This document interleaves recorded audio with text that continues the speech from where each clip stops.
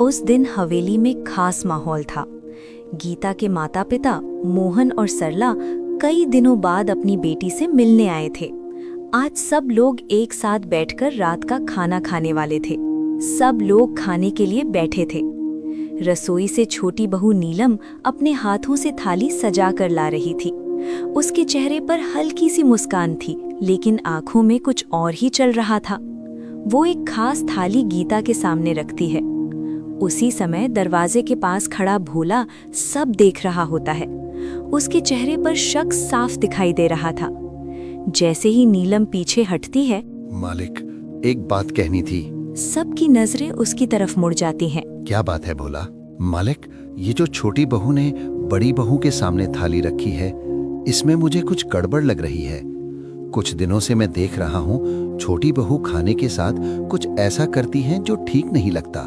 पूरा माहौल एकदम शांत हो जाता है। चुप, तुम एक नौकर हो, तुम्हारी हिम्मत कैसे हुई मुझ पर इल्जाम लगाने की? छोटी बहू, मैं झूठ नहीं बोल रहा।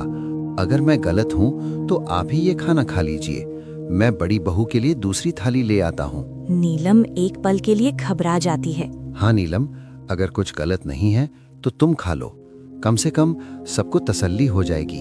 नहीं, वो मैं अभी भूखी नहीं हूँ। कोई बात नहीं छोटी बहू, थोड़ा सा ही खा लीजिए। मैंने कहा ना, मुझे भूख नहीं है। नीलम, बात घुमाओ मत, सीधा सीधा खा लो। नीलम पसीना पसीना होने लगती है।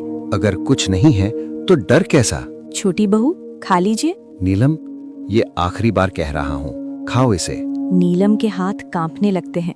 वो पीछे हटती है। नहीं, मैं ये नहीं खा सकती। क्यों? क्या दिक्कत है? कुछ पल का सन्नाटा, फिर अचानक नीलम के मुंह से निकल जाता है, क्योंकि इसमें जहर है। जैसे ही ये शब्द निकलते हैं, पूरा घर सन रह जाता है। सरला हैरानी और दर्द में, नीलम, ये क्या कह रही है तू? मोहन टूटे हुए स्वर में, तू इतनी गिर सकती है अपनी ही बहन के साथ? रमेश गुस्से और सदमे में, नीलम, तुमने ये क्या किया? गीता के साथ ऐसा क्यों? गीता चुपचाप खड़ी रहती है। उसकी आंखों में आंसू होते हैं, लेकिन वो कुछ नहीं कहती।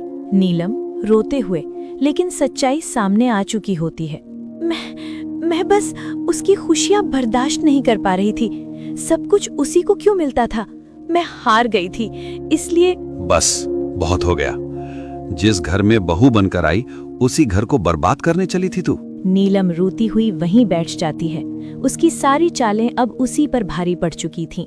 रमेश धीरे धीरे गीता के पास आता है। गीता, मैंने तुम्हें समझा ही नहीं।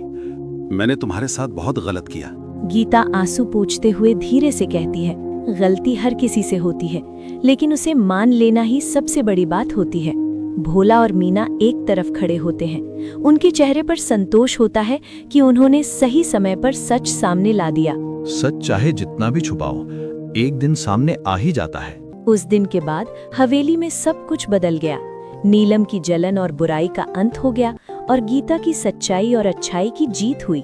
समय के साथ घर में फिर से खुशियां लौट आईं और सबको ये समझ आ गया कि दूसरों के लिए बुरा सोचने वाला अंत में खुद ही हार जाता है।